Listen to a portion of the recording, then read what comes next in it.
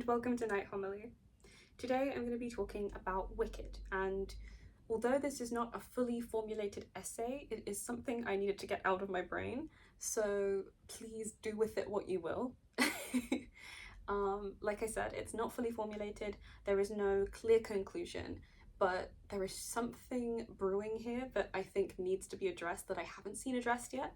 So I'm hoping that if I get it out into the ether of the internet, maybe 2 people will see it and consider it more. That's my hope. So the title of this is Populating Pain, Poppies and Their Narrative Functions, an unreasonably and arguably unnecessary deep dive into the flora and fauna of the film Wicked. So, I also have my laptop here because I need to be able to read. I don't know if I said that. Sometimes I repeat myself because I forget what I say. Bear with, it will happen. To preface, because I do love a preface, I've already prefaced like 3 times. I will be primarily referencing the 2024 film, but I will occasionally reference the 1939 film, The Wizard of Oz, and detail the life of L. Frank Baum, the author of the original text, The Wonderful Wizard of Oz. So, let's not beat around the bush. Let's get into what we came here to discuss. Hard drugs. Specifically opioids. So, I am proposing that the substance used by Elphaba in the 2024 release of Wicked was derived from the opium poppy. It might not be... Okay, before I get into that, what are opioids? Opioids are sedatives, pain modulators, morphine, and addictive substances produced from the opium, the latex, the milk or sap from the opium poppy. So I live in the UK, so I reference Britain a lot, but I will also be discussing the US. As we all know, Britain has had a long and massively ongoing history of imperialism and colonialism, evidence of which can be heard in my accent, sadly. From about 1839 to 1842, the First Opium War raged in response to trade tensions between the Chinese and the British. So the Chinese were concerned about the increased rates of addiction in their population, but mostly with financial and trade concerns. Let's be honest, it wasn't so much about the people, it was about the economics. It always is. That's just sadly how power works oftentimes. Not all, but oftentimes. So, the British were unhappy with China's destruction of the opium that they traded with them, and following its destruction, a war ensued. So Britain lost a lot of money because the opium that they traded with China was destroyed, so as not to fuel the addiction crisis in China amongst the population. It was not a good time. It was not a good time for anyone. And in the late 1800s, the United States went through its first opioid crisis following that war. I'm not going to get too much into that, but that's just something to remember. So, I believe, either from a place of delusion or genius, I'll let you decide, the film Wicked is expressing how the population of of Shiz University is asleep, inebriated, intoxicated by the simulacra. Please hold on to that word. I'll insert a little image of what it means here, but I will also get back to explaining it, within which they exist. So I'll repeat. The film Wicked is expressing how the population of Shiz University is asleep, inebriated or intoxicated by the simulacra within which they exist. In Wicked, the first time we see poppies is when we see Dr. Dillamond, the goat professor. He knocks over the vase after experiencing a hate crime, and he turns over his chalkboard to see the phrase, "Animals should be seen and not heard."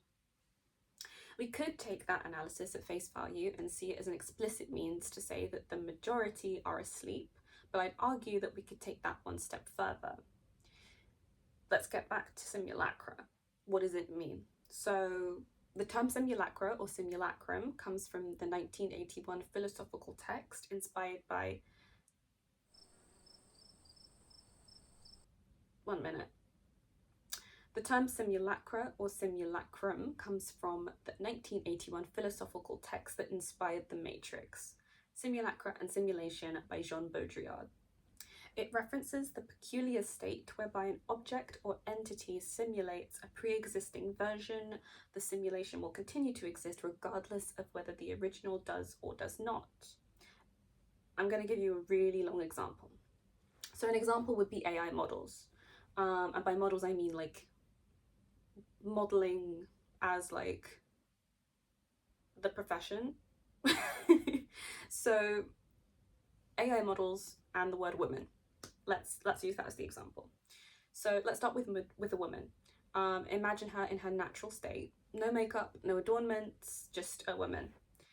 Then imagine a model, a hyper feminine ideal, dressed all fancy with makeup and pretty jewelry. Now we take a photo of that model and post it to a popular fashion magazine, let's say Vogue. Her image is now distorted. It's a version of her that is altered and represents the concept of woman.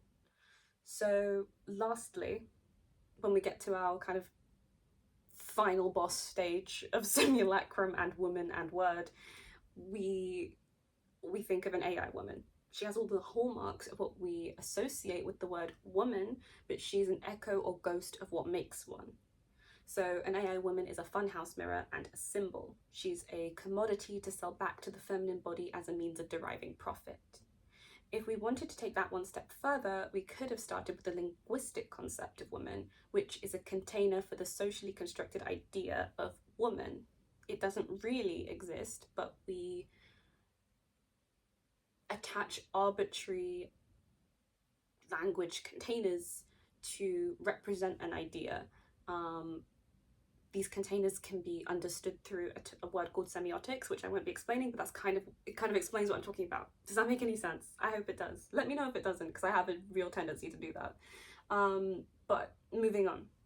This isn't about linguistics or women or AI, so we'll leave it at that. But back to Wicked. The simulacrum I'm trying to discuss. Oh, I touched the mic. I'm so sorry. The simulacrum I'm trying to discuss is a colonial and or imperial one. So if you're a frequent watcher of video essays, I'm likely already familiar with this imperial or colonial simulacrum, but it's the kind that pretends it is the only right way to be. It trickles through our food, our advertisements, our politics and social hierarchies. And you might be wondering how this relates to Wicked, which I will express here. So, I need to take a breath. Ooh. Opiates can alter a person's reality, causing sensory disturbances. These disturbances can be understood within the context of the film as a sedative or paralyzing agent, a vehicle of numbing for the masses, reducing mass capacity for anti-imperialist and anti-speciesist sentiment, and for social revolution. There's a quote I really want to pull from the book, The Wonderful Wizard of Oz, and it is this. I'm going to look at the screen because I really don't want to get this wrong. Now, it is I already got it wrong. It is well known that when there are many of these flowers together, their odor is so powerful that anyone that breathes it falls asleep. And if the sleeper is not carried away from the scent of the flowers, he sleeps on forever. But Dorothy did not know this, nor could she get away from the bright red flowers that were everywhere about. So presently her eyes grew heavy and she felt she must sit down to rest and sleep. If we leave her here, she'll die, said the lion. The smell of the flowers is killing us all. An excerpt from The Wonderful Wizard of Oz. Now, this was really important to me because it kind of relates to how we mobilize social groups and how we mobilize revolution within those social groups, and how we are perpetually bombarded with sedatives or tranquilizers, I guess, as a means of I'm just repeating what I said, so I'm going to shut up. But yeah, that's really important. Do with that what you will. Like I said, there's no conclusion. There's no conclusion here. But I needed to get this off my chest. Someone needed to hear it, and that was you today. Thank you for listening, and have a good rest of your day. Bye.